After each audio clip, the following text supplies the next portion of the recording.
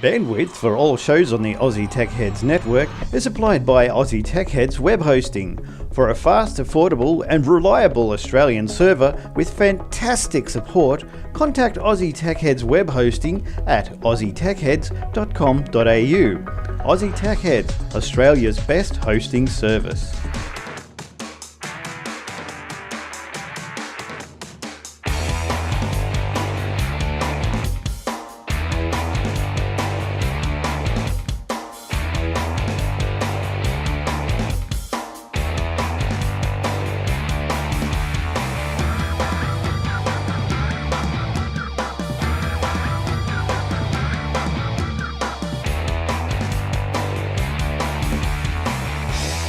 Welcome everyone, episode 358, and if anyone is keeping count, yes, it is the show's birthday this week or this episode or wherever roundabouts this time. Back in 2006, Mark and I started this show, and thankfully, maybe, it's still going strong today. So thanks everyone for sticking with us. We're going into our 8th year.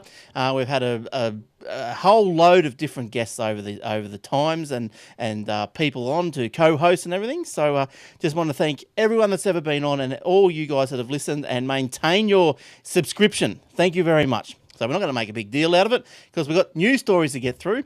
And as you might have heard just before the show, we do have hosting plans.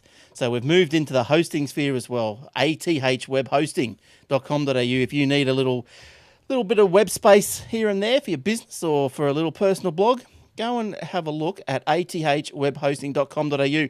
So probably some of the most competitive prices that you'll see around. And look, to tell you the truth, I have seen some host out there. I won't name them, but I have seen them for $1 a month. Apparently, you got to sign up for 10 years or something to get it for $1 a month, but it doesn't work properly. So if you want something that works, that's reliable, that's here located in Australia, in Sydney, in fact, jump on athwebhosting.com.au.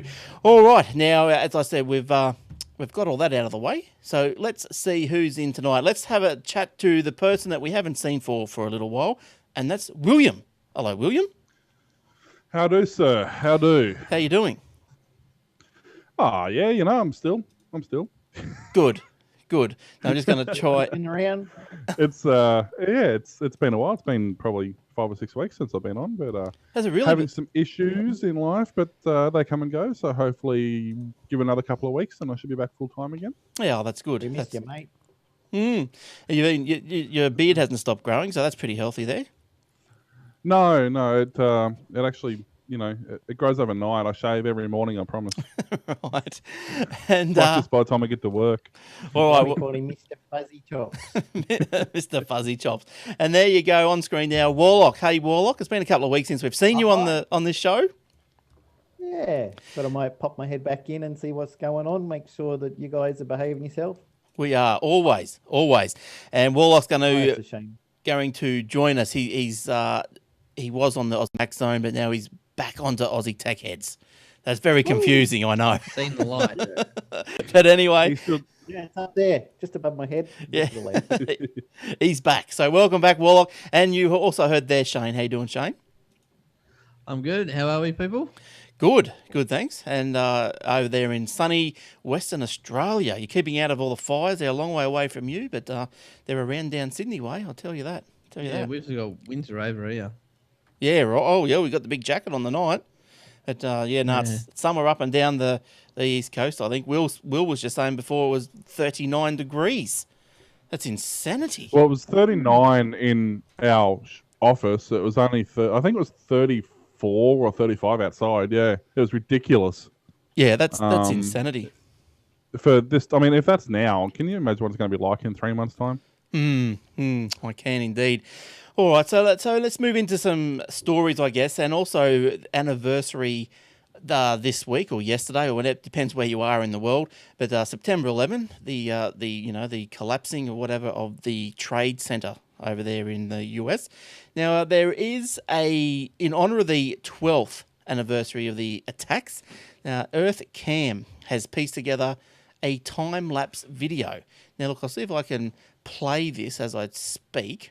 And because obviously the audio guys won't be able to see it, but look, it's probably worth your time to try and have a look at it. It's not a bad little video. There's in the show notes is the link, and I'll just turn that down. There's links in the show notes, and goes from the beginnings of construction. So back in, when was it, 2000? I think it was 2004 or something. Yeah, 2004. Back to the beginning of construction. Time lapse over the years.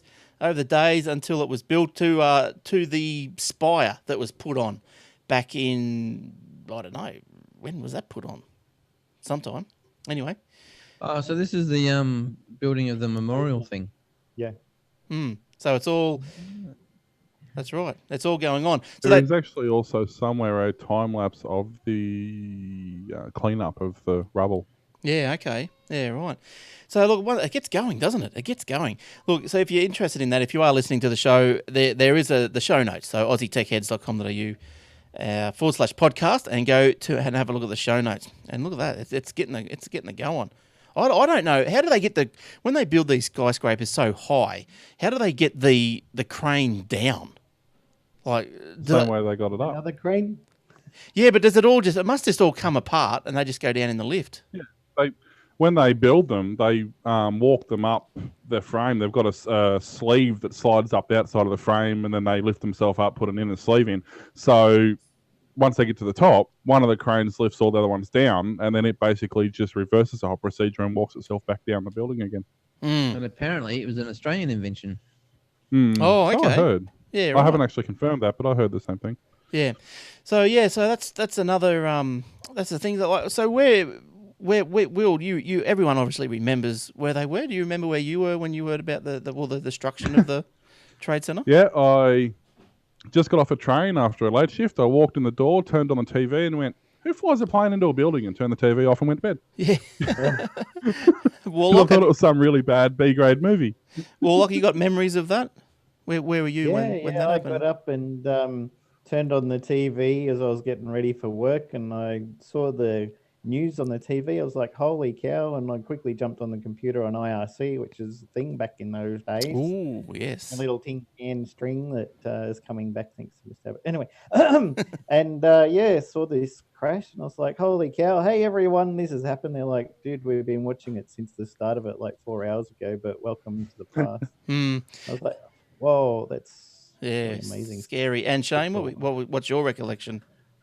I know it was a Tuesday night, our time, and it was about 9 o'clock because I just finished playing basketball. Had a kind of a mid-late game, and turned the radio on, and because I listened to the old granny station, Talkback Radio. Yeah. And same here. just listened to it all the way home. When I got home, I just watched it TV. I think I did even I think I might have even been on holidays or something.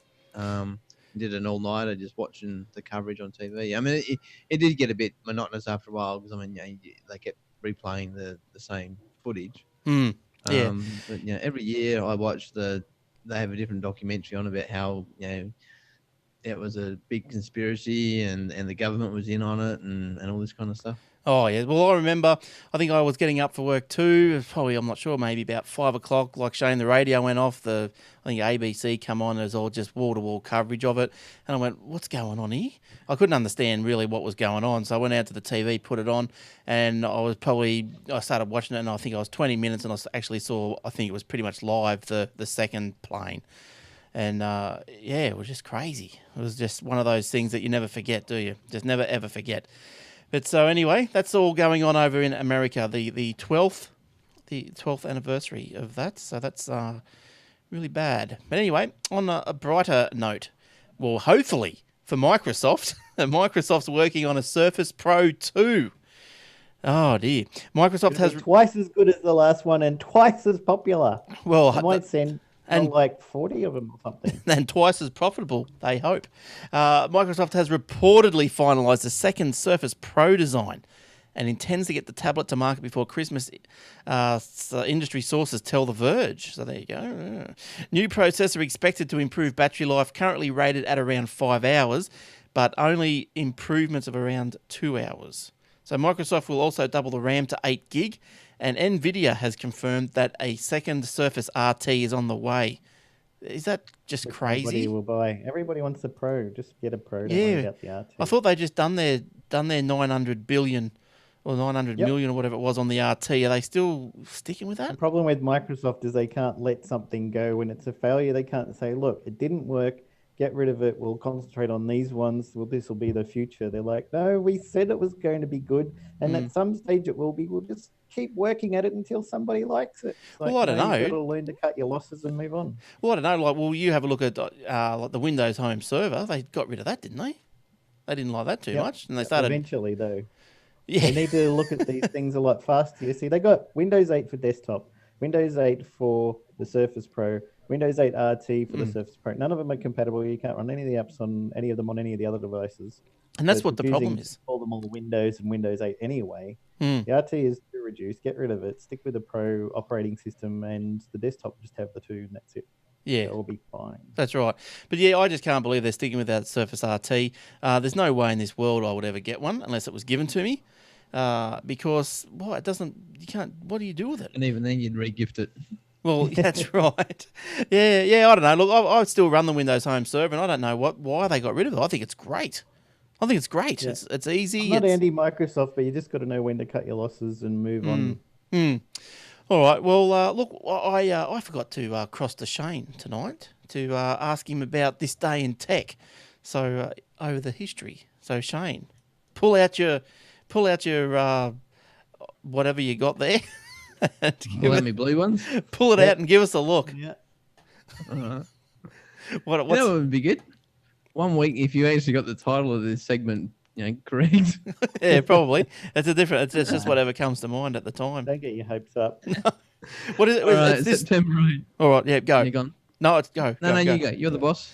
No, I was going to try again with the title, but it's This Week in Tech History, the Tom Merritt Chronology of Tech with Shane Johnston.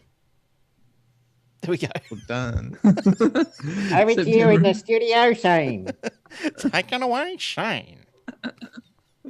September 8, 1966, the TV show Star Trek made its network television debut with the episode The Man Trap. Star Trek would have a profound influence on future technology throughout the technology, thought, and design. Yes, been throughout there. So does sci-fi shows have a tendency to do that? So as we say, September 8, birthday Star Trek, September 8, and of course we all know the best one's coming up on November 23rd. All right, next one, Shane. September 9, 1947, while troubleshooting the Harvard University Mark II Aitken relay calculator, operators found a moth trapped between the points of relay 70 in panel F. They fixed the bug to the log and wrote first actual case of bug being found. While this was not the first use of the term bug in a computer problem, debugging became popular for fixing bugs after this case. It's quite interesting where some terminologies come from, like when you trace their roots or the history back to where they actually come from. And more times than not, that's very logical. But as things progress, as time goes by, like, you talk about a bug and, you're not really thinking of a bug inside a computer because everything's so small these days and all, all airtight and all this sort of stuff. And I think you got one more, haven't you, Shane? Or two more. Two more. Yep. September 12, 1985, Steve Jobs announced the Apple board that he would... that can't be right. 1985. 1985? No, that's a bit... Yeah, Tom? Come on. Yeah, that's not right. Anyway. Someone better Steve Google Jobs that. announced to the Apple board that he would resign. Jobs said, I've been thinking a lot and it's time for me to get on with my life. It's obvious that I've got to do something. I'm 30 years old. Speaking of which, I saw the Jobs movie on Tuesday. Oh, yeah. How'd that go?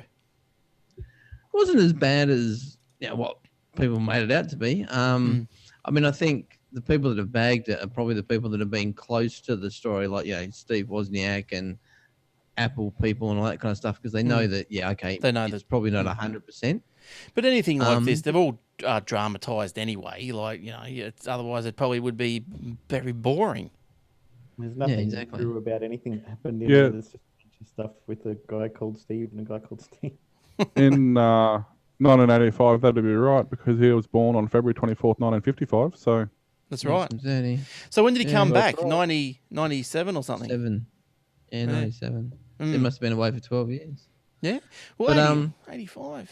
He must have just left after I bought my little He went 2C. to well, his went first trekking to India for a few years, and No, he did the India thing before he did the Apple thing, didn't he? yeah, wasn't iMac his first comeback device?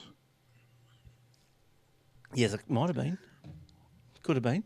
Yeah, might have No, been. not the iMac. Was it the think it iMac? Was it? Yeah, the iMac. Because remember the first iMac was that plastic bubble all-in-one Oh, system. yeah. Yep, and you could see through it and all this sort of stuff. Yeah, Yeah. pretty sure that was that his was in the first movie, his actually. return. Yeah, right. All right. And last one there, Shane.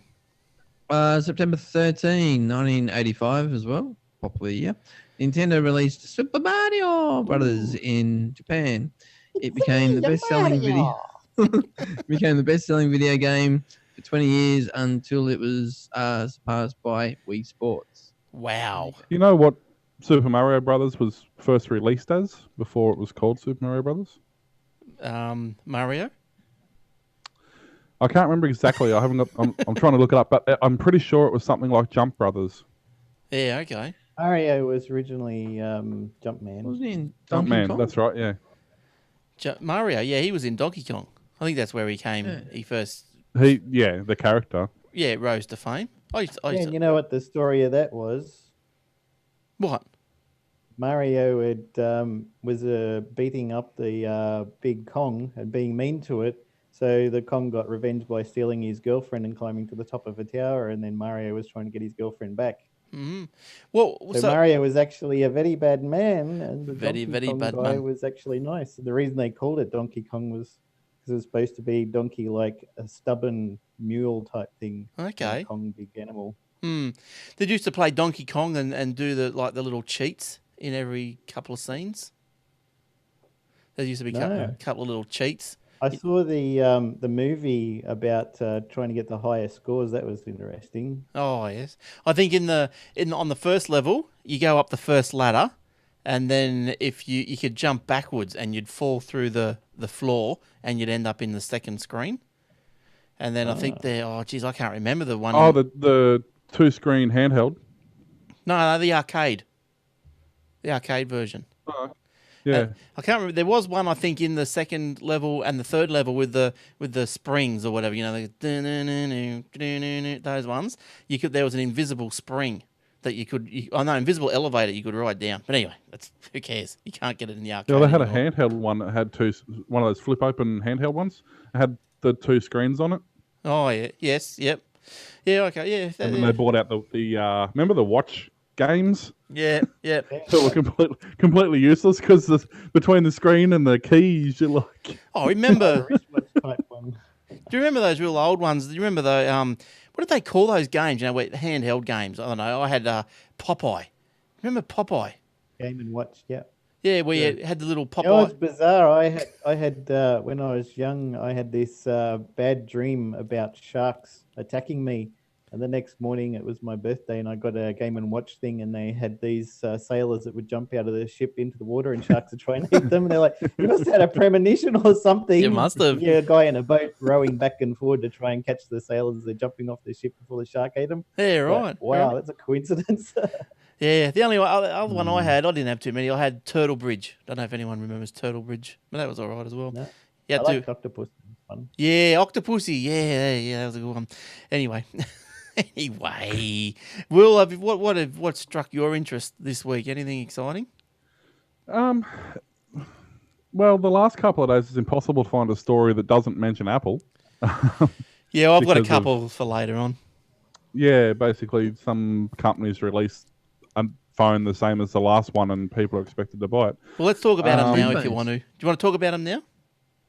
Well, the only thing I wanted to mention, and sort of, I don't want to, I'm not up on what's what. The only thing I do want to talk about quickly is the fingerprint scanner that they've integrated in them, because that's going to be fantastic in my line of work where I handle battery acid every day, and my mate who's a mechanic who's covered in grease every day. That fingerprint scanner is going to be fantastically useful. Well, you don't have to use it. You can still do passcode and stuff. But So, my analysis of the devices after thinking about it for a while, is that a lot of people were thinking the C was going to be for cheap, but it turned out to be for colors. And the reason I think is that the colorful C ones were for consumers, which is why it's more of a low end than the S. I'm not saying it's cheap; it was never meant to be, but it was just choice C for choice, I think, for consumers. Mm. And the 5S is a top end device with security of a thumbprint scanner, and you can use that for purchases and authorization, of course. But I think it's going to be more for enterprise and military, where they like to have high security and two-factor authentication. I think they'll be able to use that in the future with a lot better security applications for encryption and stuff, so that when you want to use something that's critical and top secret, or you don't want anybody to find out about it,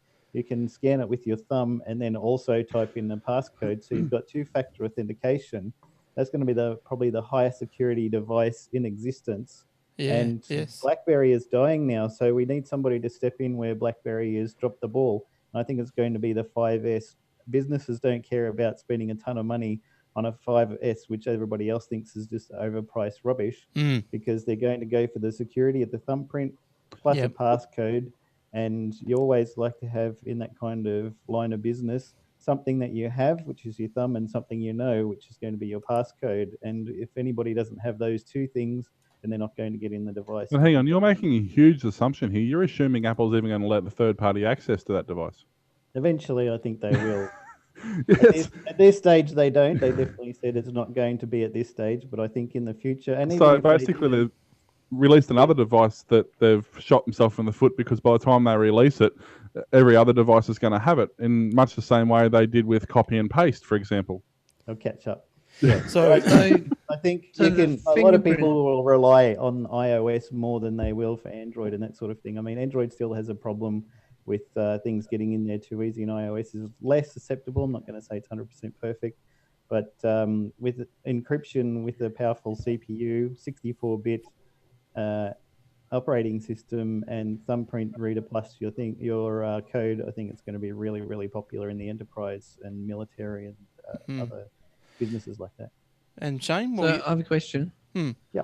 The fingerprint. I have a couple of questions. The fingerprint scanner. That's obviously high enough quality to be used for this sort of stuff. I thought it was just more of a gimmicky thing, but it's actually a fairly. They are quality fairly thing. gimmicky. Even the good quality ones, unless it's a full-on high security installation, pretty much anything consumer grade that you can buy is actually fairly easy to get around. As simple as a photocopy of the fingerprint will do it. So it'll be interesting to see if this is any better. A couple of layers of dermal through your finger, they said. Okay. So it's yeah, not just, so the fingerprint that scanner. they're looking for. Yeah, so fingerprint scanner. Look, we'll just go through a couple just briefly, because if you want to go more in depth, you either watch the keynote or you can download the Aussie Mac Zone on from the 11th episode 13, I think it was. But anyway, just quickly to brush over it, is the 5S has now got a 64-bit processor. Apparently claiming to be the first smartphone with the 64-bit processor. Promises a 40-fold jump in overall performance and 56 times faster graphics. Now, to go on to this shiny new device is the iOS 7 operating system that will be released a few days ahead of the phone, which includes a native 64-bit kernel, libraries and drivers. Built-in apps will all be 64-bit too, but iOS 7 can also run 32-bit. So good for all those people with 32-bit apps like all of us. I think developers are going to stick with 32-bit for a while. Otherwise, you're going to be seeing in the App Store, Angry Birds 64-bit or Angry Birds 5S or something like that. Because the older devices won't be able to run any 64-bit applications, so you can't just upgrade Angry Birds to 64-bit and then bring out a new version. But that's what Apple wants you to do. That's why they've made this device so fast, so that people can build games for it, and it will only run on this device. So they sell all those people who love, the iPhone are going to upgrade to the new one because they can't run that old app anymore. So that's exactly what Apple wants to happen, and that's what will happen because that's what always happens with Apple devices. The only problem is you're going to be stuck with a lot of people with a 4S as well, and they won't be able to run the new apps. No, but I mean, within 2 years, heavily 4S. Yeah. That's why within they 2 call it years, it'll be one redundant. Forward thinking, isn't it? But that's what I Oh, think. yeah. But I think you've got to leave the past behind sometimes. Like that's what they do the same with their desktops. They leave the past behind. I think you've got to do progress. Like in Same thing I was saying that Microsoft needs to do. Apple learns to cut the cord, get rid of it, move on. Everyone Yeah. else tries to hold back on the legacy for too long, and it just holds them back. Like Well, you I said. think that I think in 2 years when my iPhone 5, in 2 years, I'd probably be ready to go again. Like, give this one to me mum. So she'll love the slowness of it by then. But so a new eyesight camera in the 5S, larger sensor. Now here's some quick stats for the camera and all you photography buffs. With larger sensor that features bigger 1.5 micron pixels, a faster 2.25 element lens, a 120 frames per second high def 720 pixel slow-mo shooting mode, and image stabilization. Apparently, a feature that was first introduced by Nokia in its Lumina phones. In Australia, the iPhone 5S starts at 16 gig for 869 bones, going to $999 for 32 gig and $11.29 for 64 gig. Now, Warlock, can you just run through those colours of the new 5S for us? Space grey, gold, and silver. Not champagne, gold. And not grey, space grey. Right. So there we go. Space, no one can hear you, grey. And the 5C, we've got a plethora of colours here, haven't we? What? 1, 2, 3, All the 4, colours 5. of the rainbow. So some quick stats on the 5C, the low cost phone 5C. Cost. That supports a polycarbonate plastic case in a range of fantastic pastel-like colours. Apple head designer Sir Johnny Ive called the 5C beautifully, unapologetically plastic. At the end of the day, it's still plastic. Not going to apologise for that. Deal with it. That's right. I'm sorry, but I'm just looking at the prices here, and even the cheapest one at $739 for the 5C, 16 gig 5C. So $739 for that, and then that, even when the Samsung Note, for example, which was one of the more expensive phones when it came out, the Note 2, it was only like $700 new. So that's supposed to be their budget phone. That's my point. The only thing you're paying for is that half-eaten apple on the back. That's it. There's now, well, and what's wrong with that? We'll see. So what are the consumers? They don't mind. In New York, they started lining up for the phones, and they didn't come a out week till next before week. it was ready. In Last week Japan, they were lining up. in Japan, Is that saying?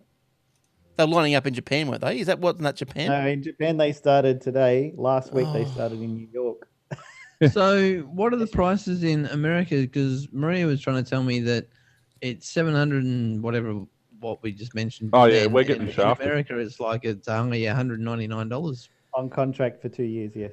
Yeah, I thought it was contract price, and Maria's going, no, it's outright. It's outright. No, but I think I read somewhere buyout price was $580 or something for the base model. It's cheaper in the US, but that all US prices for everything is always quoted pre-tax. So then you chuck on the state tax depending on which state it is as well. Yeah, and some don't have state taxes, but also they have different radios a lot of the time as well. So Some got AM, some got FM, some got short band.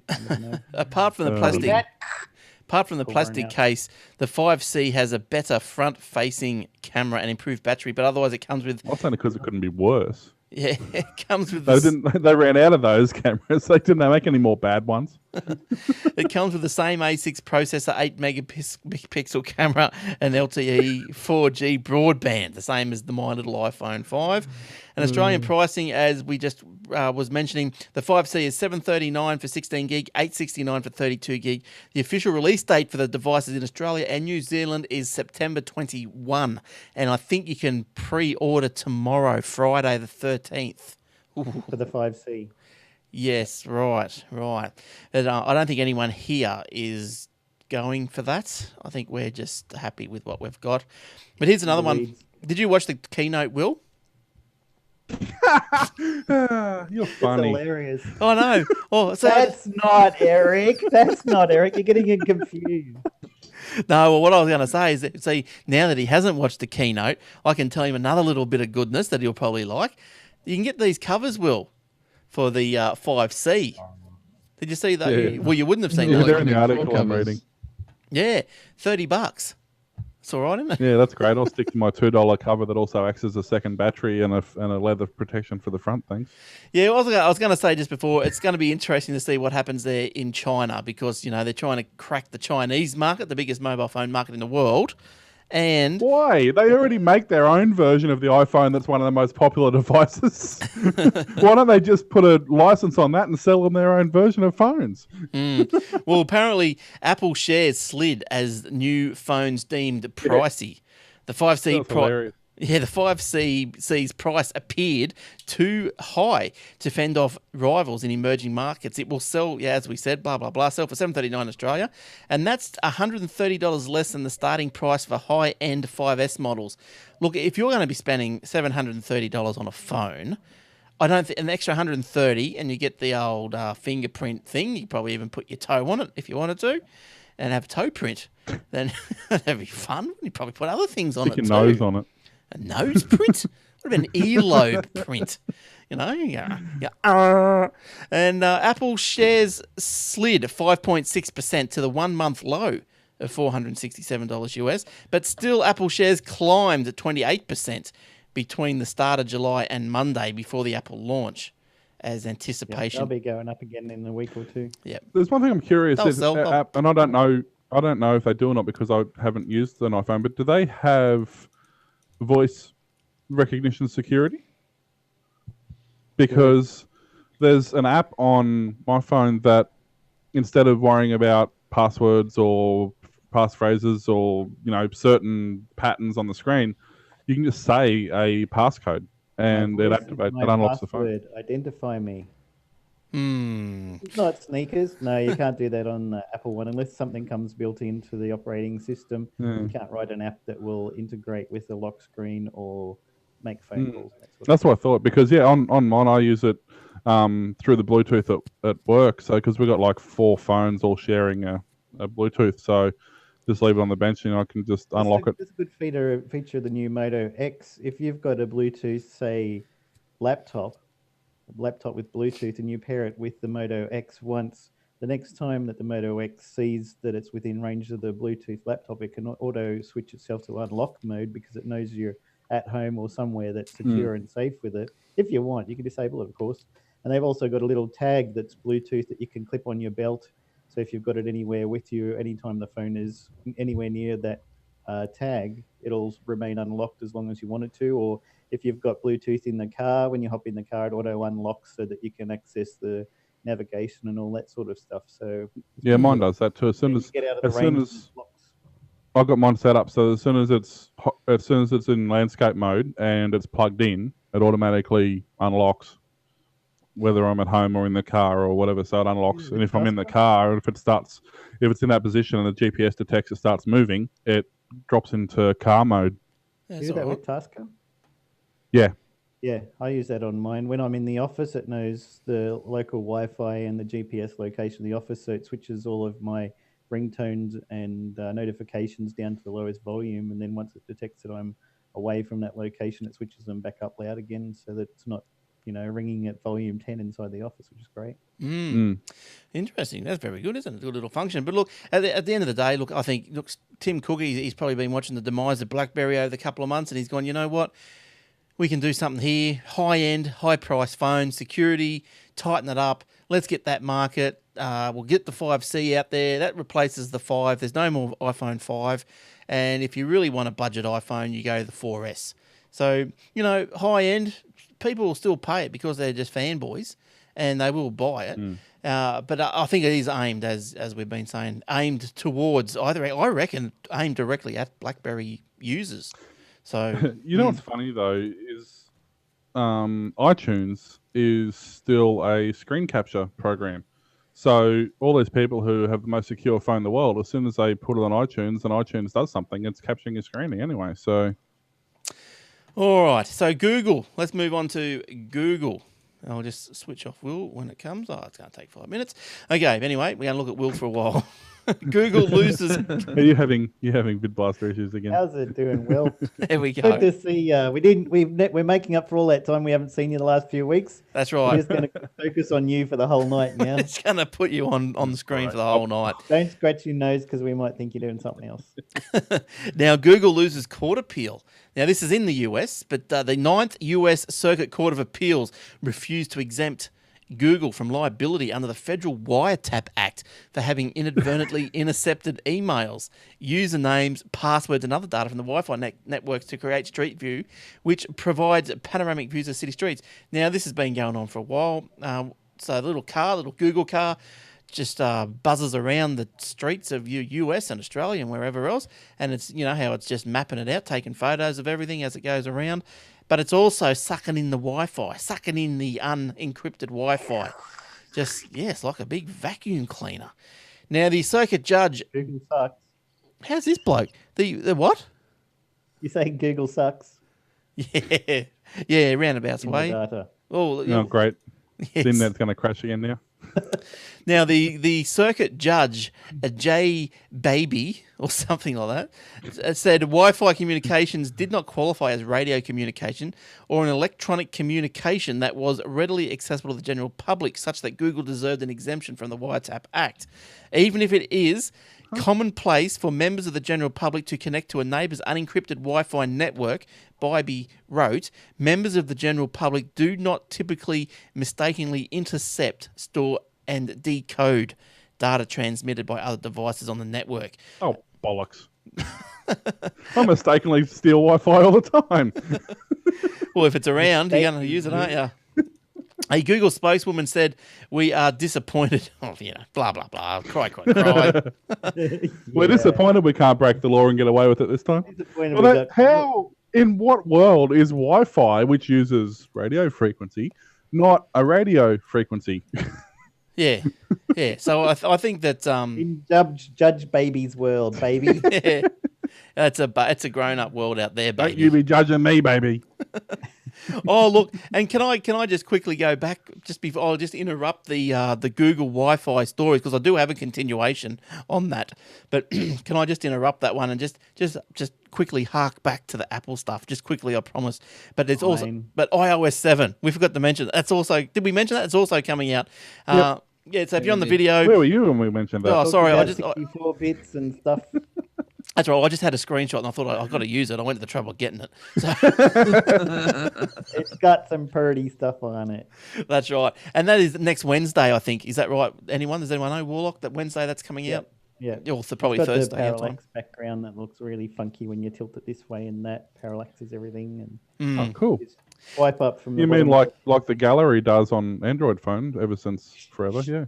You swipe up from the bottom to get your control center, swipe down from the top over this side to get your notifications, and the other And why side to doesn't get your Google search, take Apple to court for stealing 5-year-old ideas? because Google likes to laugh at them. They sit around a table and they've got a deck of cards. Each card's got a patent that Apple's ripped off. They play fish or something. Apple's got Know a your big, enemy cards. Apple's got a big whiteboard, and behind them it's got "What would Google do?" Question mark. Yeah.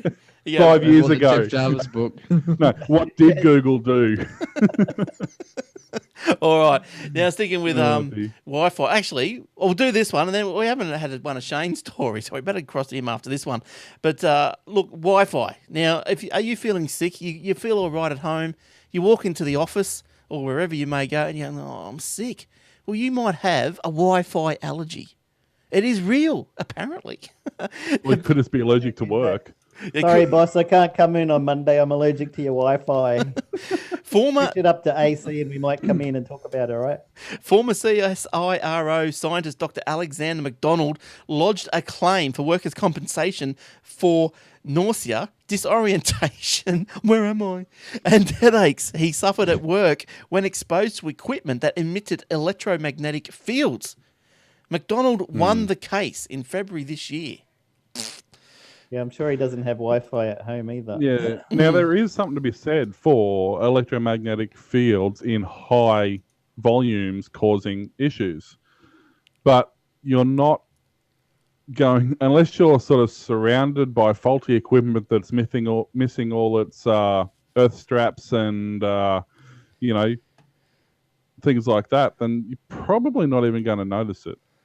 No, look, I think that it's Well, look, I don't know. It was I think affecting his aura. That was the problem. His aura was going the wrong way. It was affecting his ability to concentrate. Chakras out of alignment, mate. I mean, there is something to be said for it because I remember even going back years ago, back when networking was still hardwired, and I'm talking pre-Cat 5, I'm talking the BNC Coax stuff here, 10 meg network. And the same applied with Cat 5 as well, and the same applies to Wi-Fi. So it's an issue that hasn't gone away. If you have the fluoro tubes that every office had, they're sort of phasing out now, but massive rows of fluoro tubes. If sometimes a tube would go bad, it would still light, but it would emit a particular frequency because it's just about had it. And if you had cables running too close to the fluoros, it would actually bring down an entire network. We had the University of Melbourne go down for 2 days because one fluoro tube in the computer room was bad. Yeah, right. So it's something that still happens, and I've experienced the same thing here with Wi-Fi. If you we've got a cheap, like, warehouse microwave, like an $80 microwave. We did have an $80 microwave. Yeah. And when you turned it on, our Wi-Fi would go down in the house. So there's definitely something to be said for interacting with Wi-Fi are the same frequency, that's all. Well, yeah, but a good one won't do it because it's shielded. It was only the really cheap, crappy one that we got from the warehouse that was the issue. But it's only like just electromagnetic things in the air. Is it really a problem? It seems like sunbursts. That's what I call it, solar flares. Yeah, it seems fanciful, but you never know. It might be some merit in it. But anyway, so who put a picture up on? Somebody put a picture on Twitter. I think it was the other day, and it was one of the American cable companies put a broadcast out saying, due to solar flares, all our programming might be unavailable for the next X amount of minutes. Yeah, okay. Well, there you go. But anyway, Dr. McDonald. Old McDonald, he's won that one. Shane, what have you picked out this week? Hello? Yes, hello. Are you here? Welcome to the show. He's just joined us. Shane, everyone. What have you picked out for us this week? All right, I'm going to start with an NBN story. Malcolm Turnbull won't confirm or deny the appointment of Ziggy as the head of the NBN Co, saying that the decision would have to be left up to a future cabinet minister, while it is highly likely that Turnbull will take the broadband communications and digital economy portfolio. It's inappropriate to assume such things until the leader sort of basically makes it all happen. But yeah, I mean, it's pretty much a foregone conclusion. Ziggy Switkowski is probably the most qualified person. His background is he was obviously the CEO of Telstra. He was the CEO of Telstra for the majority of the time I was there. Never got to meet the guy though. Then he was the CEO of Optus before that. He was the CEO of Kodak, I believe. It's a good name. And they don't get Sol in. Yeah. That would be awesome. His qualifications actually is he's a qualified nuclear physicist, I believe. Right. Nice. Oh, there you go. All right. Man. I think I might have a picture of Zig. Ziggy, take me back. There's Ziggy. Is that Ziggy? Yeah. He reminds me of Ziggy Niscott. Yeah, that's probably not the same guy. He's got a different surname for a start. Probably, yeah. Different letters. That's probably part of the problem. Yeah. Alphabets used to confuse me when I was young too, The B's look like a backward B and stuff. You can understand that. Oh, that's what do you mean used stuff. That's why your code's got That's why so many bugs. Warlock, because there's no letters that look the same the other way around. I can't spell. Me fail English? That's impossible. We're educated where I come from. All right, Shane, give us another one while you're hot to trot. All right, no worries. Let me scroll back up. Let me scroll back down. The other thing that I found was I'll do the story about the NSA can probably break Tor's encryption keys. Ooh. Little story here about when it turned out that Firefox JavaScript, there was apparently a vulnerability around JavaScript in Firefox called shenanigans. Were originating from the NSA, not the FBI.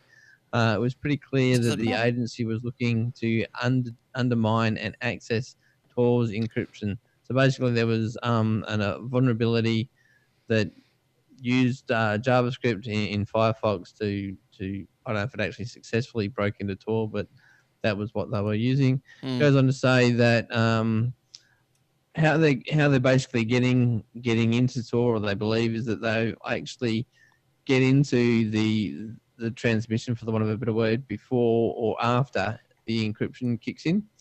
Apparently, there's two versions of Tor. One that has is vulnerable, and obviously the new one that's not. So if you've got 2.3, that's the one that they believe that they can get into, whereas they fixed it up in version 2.4. So those people out there that use Tor, obviously upgrade to the latest version. Now, For people who don't really know, Tor is the Onion router network, which is supposed to anonymize a lot of your information by having many, many layers like an onion. And I guess parfaits, they got layers as well. And so long as it keeps encrypting and going around through all these different systems, passing from one to the next, you never know. Eventually, you're not supposed to know where the IP originated for and then where it's going. But of course, everything's traceable. So don't just trust everything like that. No. One of my friends in the US had a Tor router, and the government got onto him and confiscated his equipment so they could analyze it. Oh, really? So, yes. Careful. Okay. No, naughty. All right. Disney develops a magical device to make fingertips sing. That's the heading. What does this mean? I wonder. I'm going there soon. You are too. The Ishin Den Shin technology uses a standard. Oh, you better hurry. Uses a Very good, grasshopper. You better hurry. Make sure there's paper. Meet again now, Yosaji Yojimbo. Oh, yeah, you love it. Now, the Ishin Den Shin technology uses a standard microphone to record audio and then converts it to an inaudible signal transmitted through the body of the person holding the microphone. Now, there you go. Warlock's on a nice little photo there, aren't you? Now, before I continue, I'll tell you the rest about that in a second. But I do know how to bring back control of VidBlaster to me. And all I do is open the task manager and it comes back. So I don't know. Something gets stuck. And then something's taking focus by the looks of it. Yeah, Microsoft. but I can focus on any other thing on the desktop, except the VidBlaster sort of just freezes, and then I'll start the Windows Task Manager, and it just goes bang and gives me access back. But anyway, back to the Ishin Den Shin. I saw this picture recently. It was a this guy who does the tech support for the company was going on holidays for a couple of weeks. So they said, "Can you just write down a list of things that you do to fix a problem so that we can do stuff while you're gone?" So he wrote down, "Dear everyone, this is Tony's guide to fixing problems. I click on an icon, something happens, it's fixed. Thanks." Or turn off, turn on, fixed. Now getting back to Ishi Den Shin, the technology. Now, we'll start that one again, okay? Now, the Ishin Den Shin technology uses a standard microphone to record audio and then converts it into an inaudible signal transmitted through your body, through the body of the person holding the microphone. So your body is transferring the waves through it. Conductor. Yeah. When they touch someone's earlobe, an organic speaker is formed and the sound becomes audible, effectively whispering a message into that person's ear. Have your finger up his ear. Or anywhere. Gonna have an eargasm. Wet Willy. That might short it out. Hey, Willie. Yes, I am. Thanks for asking. Out of the shower. The sound can be passed from person to person using any physical contact. The use of bodies to conduct sound has been on the increase. And of course, if you've been following Google Glass, it uses bone conduction, which is a technology that transmits Well, the sound. Army's been using that for a long time because they have the earpiece that sits on the bone rather than in the ear, and they've got the microphone that sits on the throat. So bone conducting. Yeah. and picking up the vibrations off the throat rather than from the vocal cord. So you basically can, in much the same way people who have damaged vocal cords and whatever can use one of those boxes, and it talks through the throat. It picks up on the vibrations. So I mean, it's not a new thing. It's just something they're repurposing by the seams of it. So that's all right. There's a lot of innovation going on there. Now, Warlock, did you have any stories, or you're just filling in, commenting tonight? English is your second language today. I think I'm allergic to the Wi-Fi. That's my problem. Well, Shane's got another story, haven't you, Shane? I got 2 more. I got a couple of tidbits. All right. Well, this is I'm out, and Shane's got a couple. And then we'll go hit you up, Will. I'm with you, Shane. All right. So I'm with you, Shane. Sony launches the first 4K download service with 70 titles.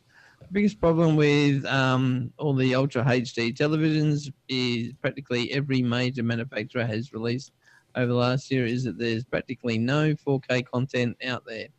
So Sony has released like I said, a new video, Ultimate 4K, Unlimited, try that again in English, Video Unlimited 4K service. Now there's 70 films that you can rent or download. Sony has promised the new service would go live before the end of summer. True to the word, the store went live on Sunday. Much of the super high resolution content costs for, where's pricing? For the cost for TV episodes, it's $3.99 per episode US, while feature films start at $7.99 for a 24-hour rental, $29.99 for a purchase of a film. It goes on to say that actually not that expensive considering the huge expense for creating and distributing these messy films. Video Unlimited 4K requires the Sony's 4K Ultra HD media player, which costs $700 on its own, or $500 with the Sony TV. And if you've got one already, the media player, you can start downloading today. Now, look, I can't wait to start downloading 4K movies via my super fast 3G broadband supplied by the Liberal Party. Good. Now, look, I'm no movie buff. But I'm no movie buff. But seriously, Pineapple Express, the investigation of a citizen above suspicion. All high quality movies. Evil Dead? Isn't that like the 80s? And yeah, so anyway. It's got Superman and Superman 2. Spider-Man. Spider-Man? No, who likes Spider-Man? Spider-Man 2. That's rubbish. They're rubbish. He's a so point. these films aren't like obviously quick flicks, isn't it? It's like quick flicks. What's interesting is films, like Hollywood films that are recorded are actually in an incredibly high resolution. It's only been recently that we've been able to encode them in that resolution. So when they digitally remaster, they go back to the original tapes and they run them through the latest version of scanners, basically, to bring the resolution up. Well done with the red 4K cameras when they film it in the first place. Well, yeah, but I mean, even the stuff that was filmed on actual film back in the day is still much, much higher resolution than it was when it was transferred to VHS. So they went back and they bumped it back up for DVD. Then they went back and bumped it back up for Blu-ray. Now they can just go back and bump it back up at 4K again. So, I mean, it's not like it's a big job. It's just a matter of rescanning it. And probably the biggest part of that would be the audio, because in the old days, the audio was the weak point. So that would be the hardest part to clean up, I'd imagine. With MPEG-5, I think the files are not going to be that much bigger. Maybe a few extra 100 megs larger than the 1080p videos we've got at the moment, because the new MPEG-5 stem apparently got really good compression that's not too lossy. Yeah, but I mean, anything you compress, you're going to lose. You're going to lose quality. You know, if you when for example, when we record this podcast or we record a segment for a Minecraft video, for example, like myself and Warlock and a couple of other people recorded one a couple of weeks back, and I think it was, I can't remember what it was, 45 gig or 50 gig or something in the raw, or 100 gig, in the raw, and then by the time you compress it and put it up to YouTube, it's 2.5 or 3 or something. So, Don't worry, I'm just going to pay you out about being in the Raw. Yeah, worry. I was waiting for it. Same joke. But He always my point- includes his movies in the Raw. and play. Well, it has been hot, as Will has mentioned. So, all right, Will. That's why I'm wearing. Kenya. Well, what are you? That's What why are I've you? got the shirt. It's just... What are your tidbits? I beg your pardon? Yes. What's your Raw tidbits there? I thought it was warm, not cold. Okay. You sagged a bit. You've sagged a bit. You've down a bit. Yeah, go. Sorry. That's got nothing to do with the temperature. That's just old age. No, your and camera fell up or overweight. something. I can't. You sagged down. Did I get it up? No, you're right. Just keep going. Don't worry. There we go. So the first one's just something that was just interesting. It appeared on Facebook, and I'm going to Facebook for news. It's never good, but No, it's never good. That's crap. but it was just an interesting little bit of information, and basically, you just lose perspective on time sometimes, and this is a good way to bring it back. It's basically just 10 things, that make you realize time. For example, that I'll start at the most recent, the first iPad. Remember the iPad that actually had a spinning hard drive inside the thing? That was released 11 years ago, for example. The first camera mobile phone was completed 15 years ago. Google was created 16 years ago. Full House ended 16 years ago. Remember the TV show? Full With House. Twins? That was cool. Yeah. Oh, yeah. It They've ended. grown up rather well, haven't they? The first DVD movie was launched 17 years ago. Vanilla Ice is 45 years old this year. The cartoon series Rugrats premiered 21 years ago. Edward Scissorhands was released 22 years ago. The Simpsons made their first TV appearance 25 years ago. The NES, or the Nintendo Entertainment System, was launched 27 years ago. And the Red Hot Chili Peppers formed 29 years ago. So, Give it away now. so that really just, you sit there and go, no, that can't be right. But time really gets away from you. It does, doesn't it? Grandpa? Yeah. But I just thought that was quite interesting. That stuff Look. some of this stuff still is relatively, common, like DVDs, for technology that is now 17 years old is a commonplace technology still. And But what's scarier, that's though? What's kind of rare. Yeah, what's scarier, Will, is that when you're talking about Rugrats and all this, 21 years ago, I know that's a kid's show, but I don't know that show. I'm older. Really? Yeah, I know that. I know it's a kid's show, but I never watched it. We saw the first Oh. episode of The Simpsons when it went to air. Yeah. So did I. So I watched that. That was And a I big was banned hype. from watching it for the next 5 years. How old do you feel now? I remember when Susie Quattro was around and she brought out an album and I wasn't allowed to have it because it was rude. And Yeah. and why it was rude was because it had the word bitch in it. One of the songs was it I'm a blue-eyed bitch and I want to get rich, and I wasn't allowed to have it. But but Speaking of Times have changed, haven't they? speaking of how things have changed and perspective has changed and what was rude isn't rude and things like that now. Now we got Miley Cyrus. She's Yeah, just well, doing that. that's twerking. That's just She's grown up rubbish. well, hasn't she? Hey, everybody hates it, so the media's going to do it. So you're going to get free publicity, and everybody's going to go and watch it to see what it was. So you get more publicity. So Yeah, that's right. A new video. So yeah. But speaking of things changing over the years, our day-to-day language has obviously changed a lot over the centuries. For words like darn, which is sort of effectively a child's attempt at a swear word, I guess, was used in the 18th century as started being used in the 18th century. But Facebook's just released not Facebook, but a company that I can't place at the top of my head, basically went through random Facebook posts for 2 million, what was it? 15 million posts or something. And they come up with the top 15 swear words that sort of, appears most commonly in day-to-day language. They split it up by age group, by sex, male or female, and by country, so US, Britain, Canada, and Australia. Yeah, right. Now, there's some words like the number one word was just, so that was pretty interesting. But what I found really interesting was the word is now replacing the word mate in day-to-day sentences. So Yeah, right. Oh, there you go. So yeah, I remember Mum telling me when they used to watch TV way back in her time, and there was a show on, and the announcers were saying, "Okay, we've just been warned by the channel that we're not allowed to say guts on television, so we'd just like to make an announcement that from now on we're not going to say guts. If you ever catch us saying guts on the show, please write into the show and tell our management you heard us say guts, because we've been told that guts is a very bad word to say on air. Thank you." it sounds like something Monty Python would do. Now stick it up your guts.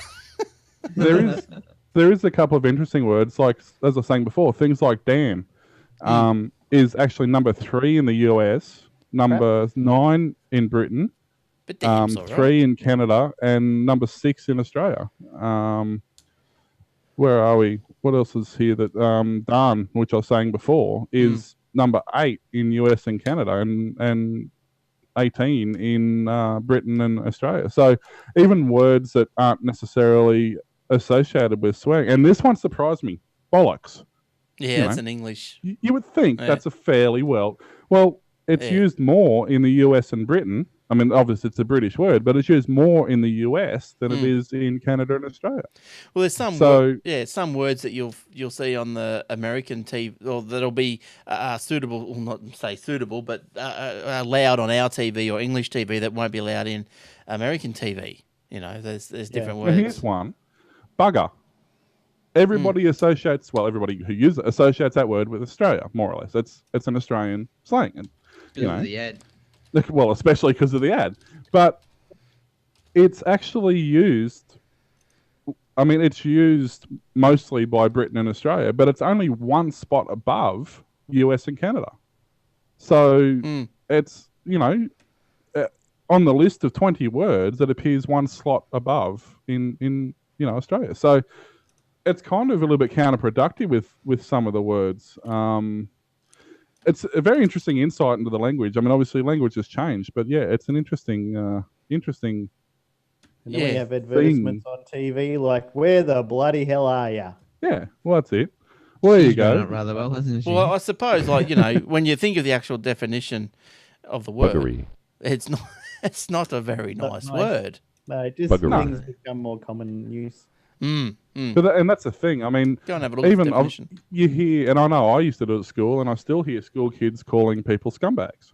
Yeah. If you actually look that word up and you go back and you look at the actual definition of that word, it's not a nice word. No, well, that's right. And I don't even let my kids say bum. Really, like if they go bum, I go, hey. No front bums. No bums, no back ones or front ones. I like. Was bottom. it Kylie Mole made that word popular? Her and her front bum. Yeah, yes. But all right. Any more, Will? All stories, not just words. It's all words. Yeah. So I think the history of words is very interesting when you get down to it. There used to be a show. And if you're not, I was going to say, sorry, if you're not easily offended, go and hire or download a movie called The History of the F Word. That's what it's called, The History of the F Word. It is hilarious. Some of it's true, some of it, it might be, but you wouldn't think it is. But it is absolutely incredibly hilarious. Yeah, all right. Well, that's probably on the internet somewhere. So, it would be more than likely. On the internet It's somewhere. probably on YouTube for that matter.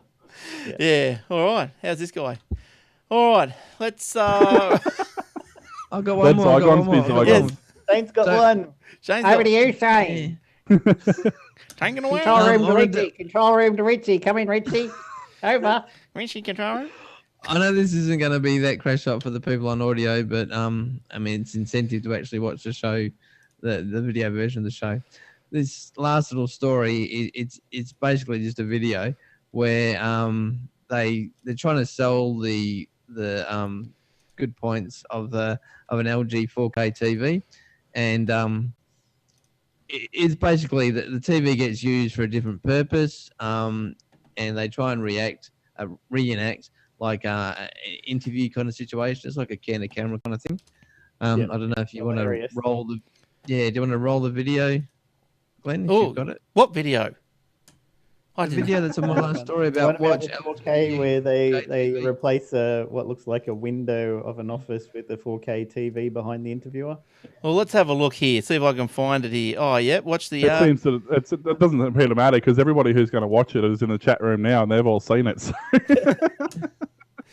Oh, well, let's. They could watch it on YouTube. They could be watching this on YouTube. Well, have you seen the one that's playing here at the moment about the new one where the farmer's never been to the beach before and it takes him to the beach and blah blah blah blah.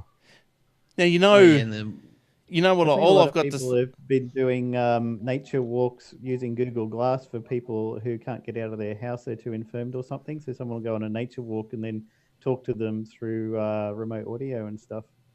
Well, it's definitely a good idea. I've never been to France and walked down the streets there. Can you take me for a walk? Yeah. Now, here's a job interview now. You know, now this particular TV, it acts like a window, does it? Is that what you're saying? Well, they're pretending it's a window. When you see the picture from the other side, it looks like the city. But as the woman's being interviewed by this manager, she doesn't know what's going on. And then all of a sudden, in the background, when they get to it in the video, there's something strange starts happening. Yeah, you have to keep talking, Glenn, otherwise we can't. Well, do you know the long version of the video? I've seen a lot shortened versions of but it. Do you know what? When while she's being interviewed, a meteor hits the city and destroys everything in the background, and everyone dies. So these people think they're in there for an interview. We can't see the video. Yeah, why would you like to work for our company? Holy crap! The city is just exploded. Get out, run away! Oh no! Just click on his picture and it'll stay up there. Right click on it and go pin. Now, look, all I can say about that is that I remember when those TVs first came, well, not those particular ones, but with the flat screen TVs first come out, you know, Mark used to say, wouldn't that be good? You put that on the wall of an office with no windows, or you have an office that faces nothing, and you could have a window to the world, whatever you wanted to do. And now someone's done it. So there you go. He had a lot of good ideas. Record SBS between 11 and 4 when they do the webcams around the world. Yeah, is that what they do? That's all. They play the weather over it, but they just show webcams from all over the world, and some of it's absolutely fascinating. You'd have something like that just playing on it. But yeah, does anybody remember? Close-ups of seagulls going, what the heck is that? Do you remember Back to the Future 2, where they go to the future and okay, random macaque clip. Yeah, and keep going. He has the projector slide it's a window, same sort of deal. It's against a brick wall. They pull down the projector screen. That's window like to the world. Channels 23, 24, 39, and 8, please. Now I can't do that yet. I can only do 3. What's wrong with you? I know. The other technology coming out with one of the new TVs that Leo Laporte got. The was it LG 4K TV OLED or something, and because you have 2 sets of active glasses for what would normally be 3D, but what they do is interlink 2 different TV stations, so you can be sitting there looking at the TV through your active glasses and watching the footy. Your wife can be sitting there watching exactly the same television, but she sees her drama, and because the active glasses have got earpiece, you can hear your show. You can't hear hers, she can't hear yours, and you can just sit there side by side watching your own shows that you want on the same television.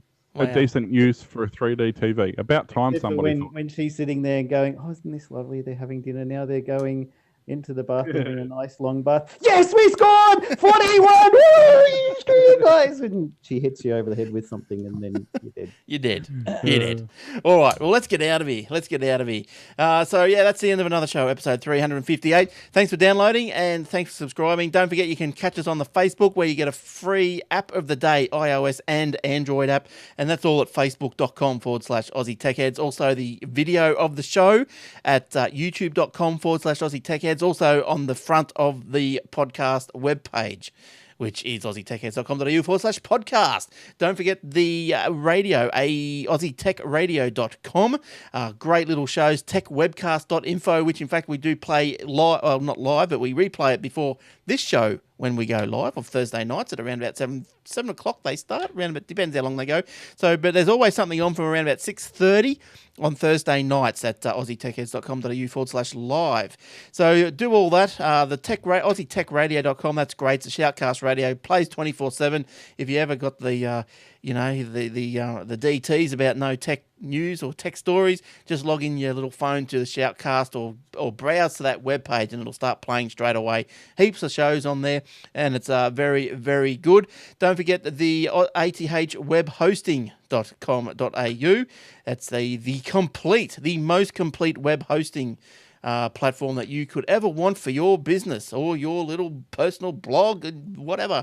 And our friend Milo, he sits in the lounge every week. Hi, Milo. He has got many blogs up there. He's got like 4 now, doesn't he? Yes, and he's streaming his mixed bag. Sorry, Milo, I haven't got the correct name, but it's mixed bag Milo. Mixed bag Milo. Yeah, mixed. Let me just go back up, and it is in the chat room here. I'll see if I can find it quickly. All right, so I think he's got his couple of his flight sim ones as well.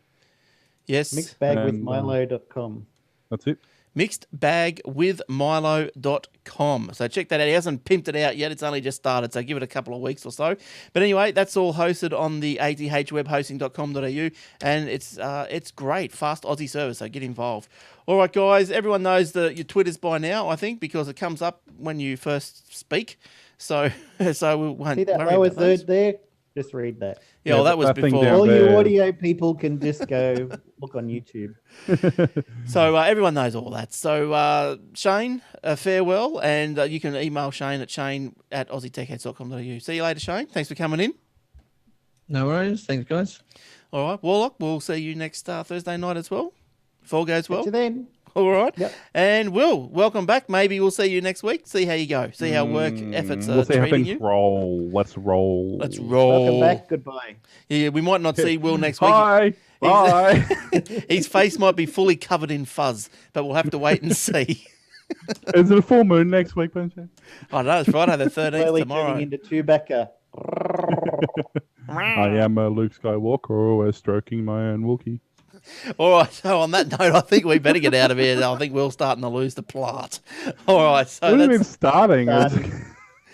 So that's it. Okay, goodbye. Thanks, Lounge. Thanks, listeners. Thanks, YouTubers. Like us on Facebook. Get out. Subscribe to us on YouTube. Don't forget all that sort of stuff. And yeah, love yous all. Bye-bye. Bye. Get out of the chopper.